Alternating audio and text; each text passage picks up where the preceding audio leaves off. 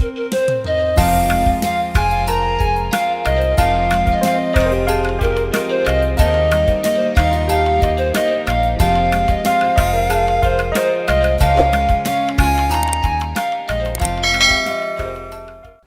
damai sejahtera buat semua anak-anak Tuhan dimanapun berada. Kita bertemu kembali dalam ibadah kita pada hari ini.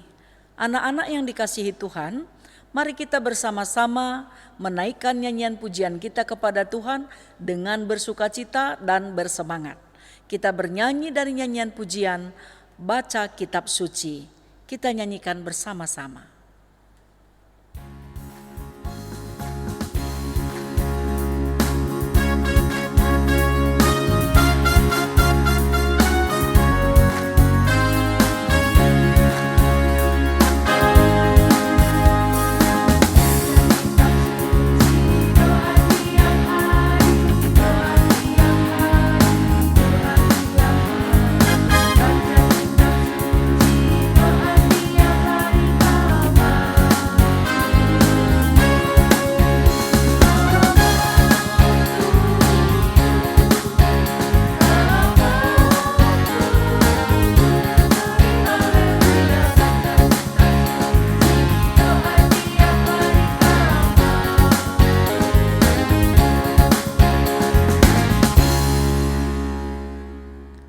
Mari kita berdoa bersama-sama, kita berdoa.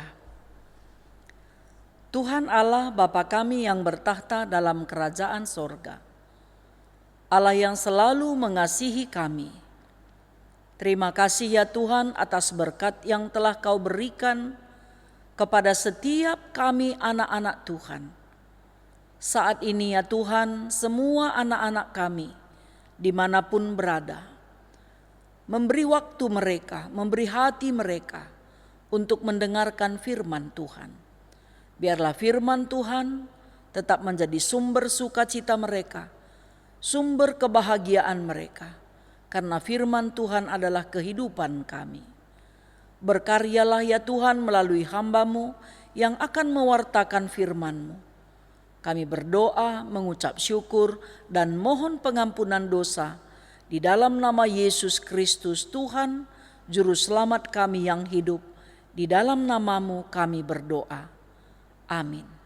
Mari kita bersama-sama membaca kitab Daniel pasal 6, ayat yang ke-11 sampai ayat yang ke-12. Saya akan membacakan firman Tuhan ini, dan anak-anak kami semua bila memiliki Alkitab, boleh membuka Alkitabnya dan kita membacanya bersama-sama. Demi didengar Daniel bahwa surat perintah itu telah dibuat, pergilah ia ke rumahnya. Dalam kamar atasnya ada tingkap-tingkap yang terbuka ke arah Yerusalem. 3 kali sehari ia berlutut, berdoa serta memuji Allahnya, seperti yang biasa dilakukannya.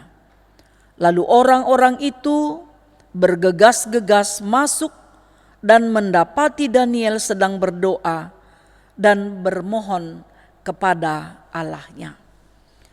Anak-anak yang dikasihi Tuhan, pada hari ini tema yang telah disiapkan oleh gereja adalah kebaktian keluarga. Saya mau bertanya, siapakah di antara anak-anak kita atau anak-anak kami yang hari ini mengikuti ibadah ini melakukan kebaktian keluarga setiap hari? Oke, kalau ada yang sudah melakukannya setiap hari, puji Tuhan. Bila ada yang belum melakukannya, bolehlah melakukannya dengan orang tua dan saudara-saudara kita di rumah. Ajak mama kita sama bapak kita dan bilang supaya kita semua melakukan kebaktian keluarga. Apa gunanya kebaktian keluarga? Dengan adanya kebaktian keluarga, kita boleh bernyanyi bersama, berdoa syafaat bersama, membaca firman Tuhan secara bersama, Dan setelah kebaktian boleh juga kita sharing, berbagi pengalaman, berbagi cerita dengan orang tua kita supaya orang tua kita tahu apa yang sedang kita alami. Kita sebagai pengikut Kristus seharusnya memiliki jam doa secara rutin. Memiliki jam doa dan membaca Alkitab serta bernyanyi secara rutin setiap hari. Karena itu sangat bermanfaat. Karena kalau kita melakukannya secara rutin, hubungan kita dengan Tuhan sangat baik sekali. Sehingga kita dapat mengerti apa rencana Tuhan bagi hidup kita, apa yang Tuhan rencanakan bagi hidup kita, dan bila mana terjadi sesuatu yang kita tidak inginkan dalam hidup kita, kita juga dapat tetap berserah kepada Tuhan. Anak-anak yang dikasihi Tuhan, Daniel adalah orang kepercayaan Raja Darius, orang Media. Raja Darius orang Media ini, dia dipilih menjadi raja, umurnya pada waktu itu 62 tahun. Kemudian dia mengangkat 120 wakil-wakil raja di wilayah kekuasaannya.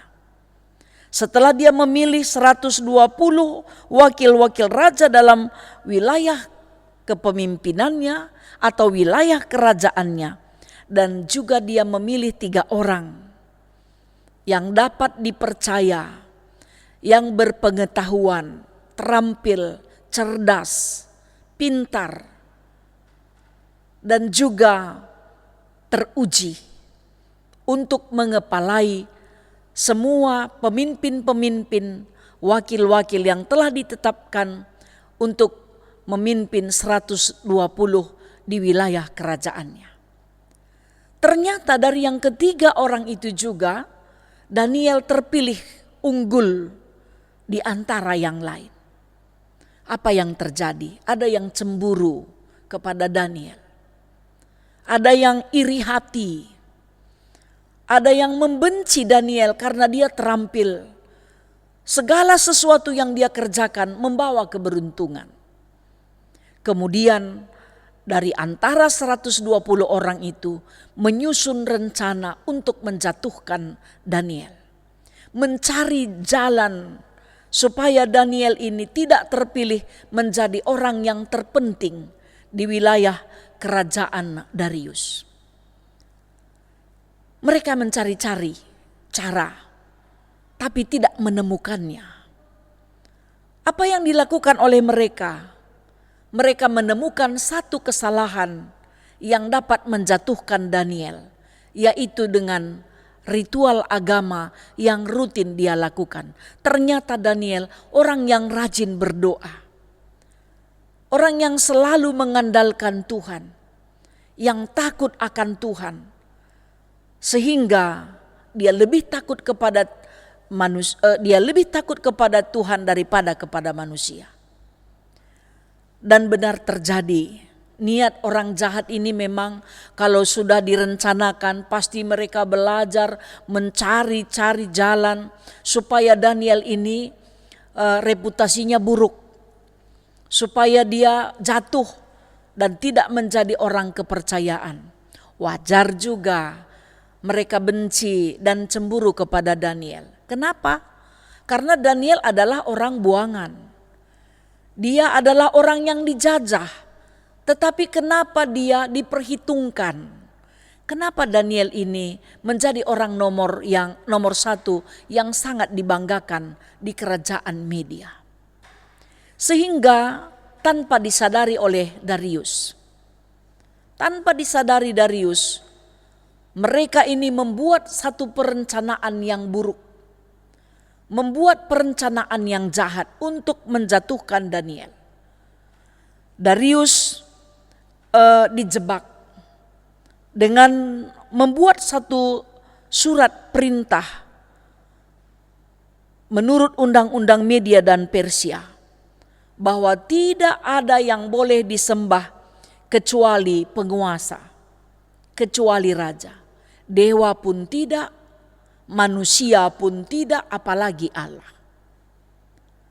Tetapi Darius melakukannya. Jadi dalam kerajaan Media itu stempel kerajaan itu di cincin raja. Kalau seorang raja sudah menempel atau mengesahkan, dia stempel satu surat atas nama kerajaan Media, itu tidak boleh dicabut, tidak boleh diganggu gugat. Dan itu hukum yang sah dan berlaku, ditetapkan oleh seorang raja.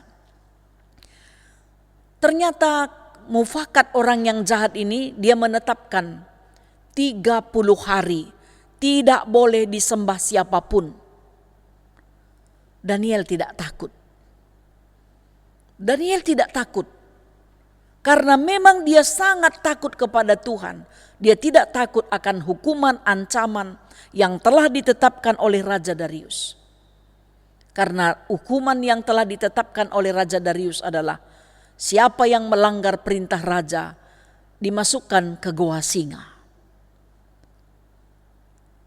Singa dan gua singa tidaklah menakutkan bagi Daniel.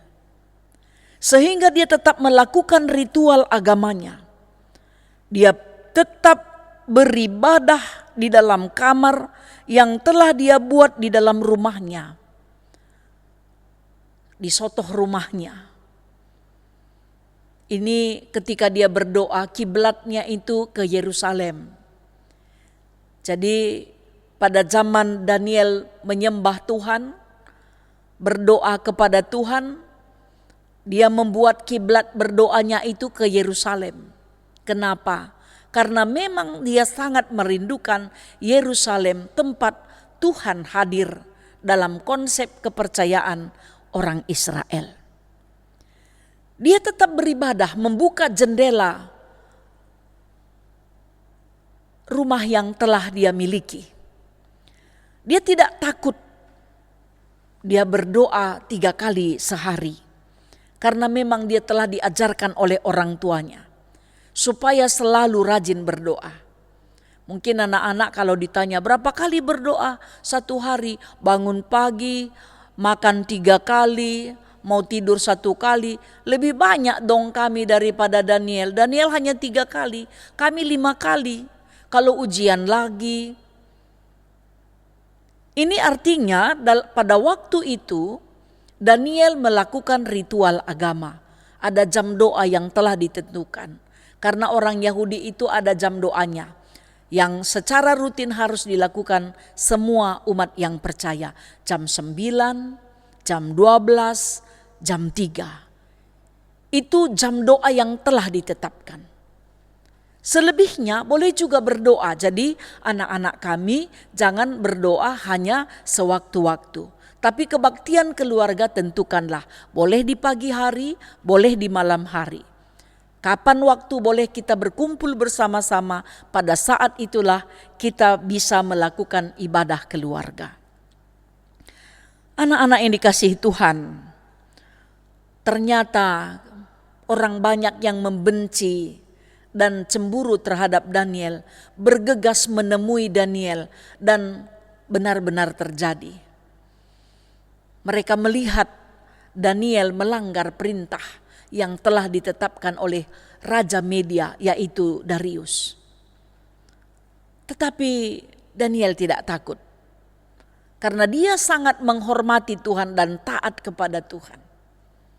Dia sangat mengandalkan Tuhan. Dan benar-benar dia berdoa dengan sungguh-sungguh kepada Tuhan. Oleh karena itu, anak-anak kami yang dikasihi Tuhan, rajinlah berdoa. Jangan berdoa sewaktu-waktu. Kalau lagi sedih doanya panjang.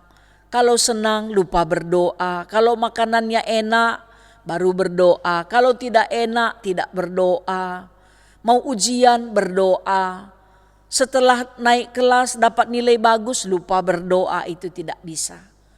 Harus sepanjang hidup kita pergunakan untuk berdoa bersama. Membaca Alkitab bersama.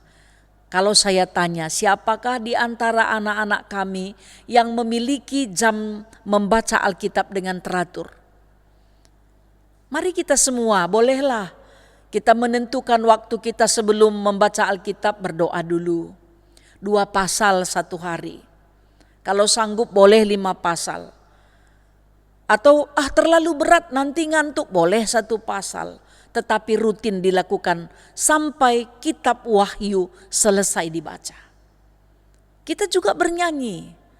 Jangan kita kalah dengan orang-orang yang rajin berdoa, membaca Alkitab dan bernyanyi. Semua harus melakukannya.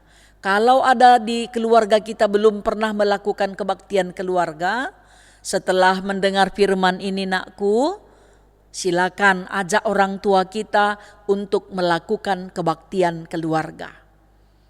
Harus semua melakukannya.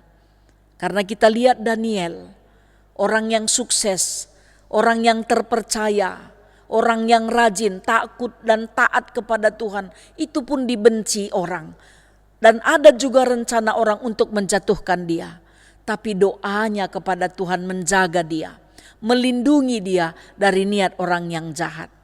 Jadi percayalah semua anak-anak kami yang dikasihi Tuhan.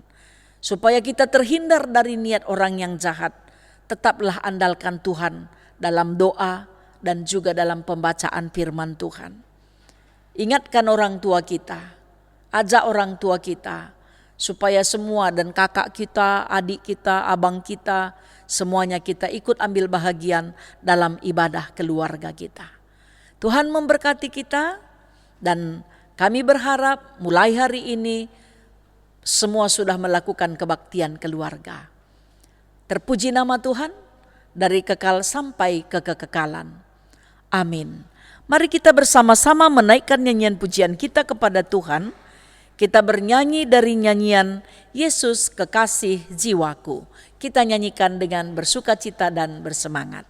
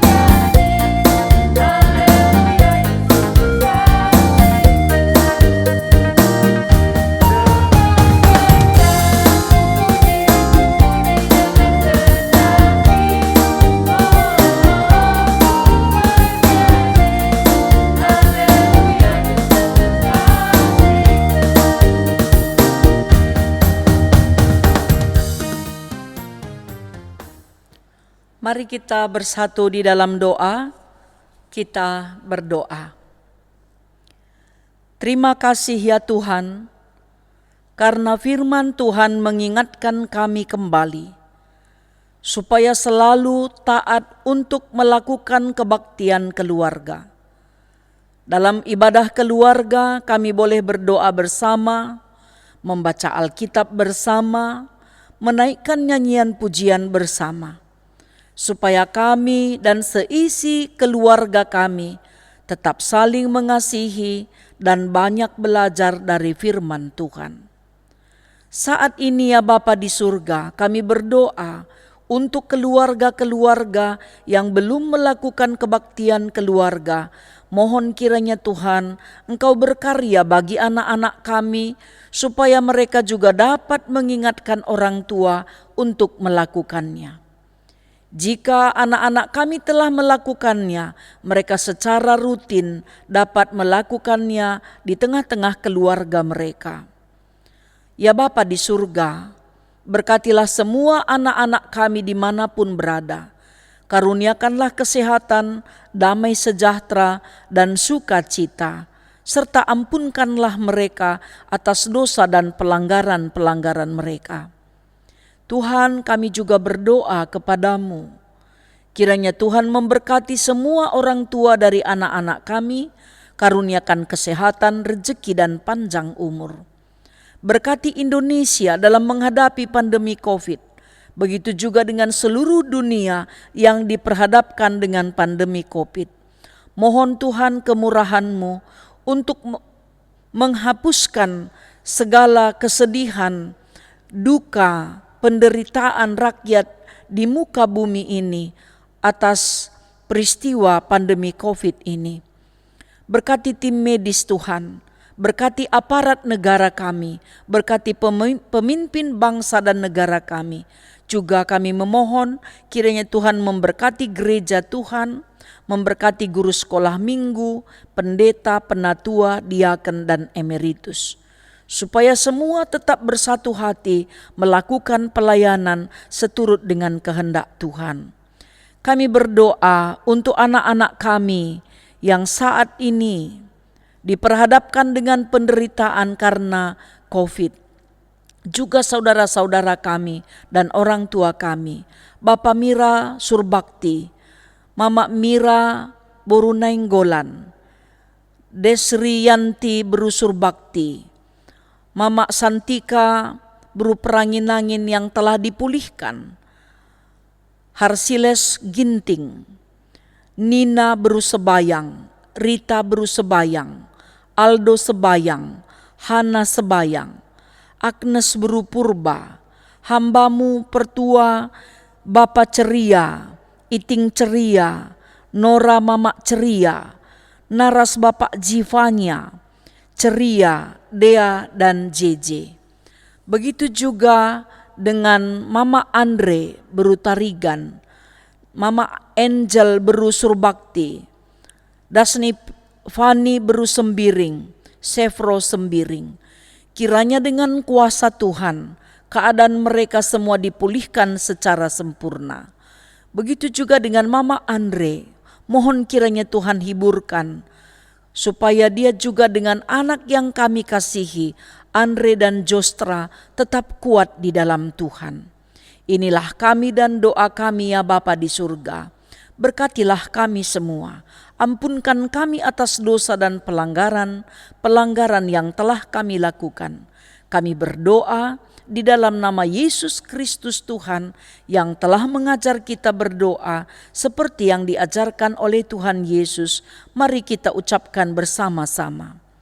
Bapa kami yang di sorga, dikuduskanlah namamu, datanglah kerajaan-Mu, jadilah kehendak-Mu di bumi seperti di sorga. Berikanlah kami pada hari ini makanan kami yang secukupnya, dan ampunkanlah kami akan kesalahan kami, seperti kami juga mengampuni orang yang bersalah kepada kami. Dan janganlah membawa kami ke dalam pencobaan, tetapi lepaskanlah kami daripada yang jahat, karena Engkaulah yang mempunyai kerajaan dan kuasa dan kemuliaan sampai selama-lamanya. Amin. Ibadah kita hari ini telah selesai. Kita bertemu kembali dalam ibadah kita minggu depan. Salam sehat, tetap semangat, rajin berdoa, serta membaca Alkitab. Jangan lupa kerjakan PR-nya nakku, dan beri waktu juga untuk membantu orang tua. Sampai bertemu kembali, Tuhan memberkati.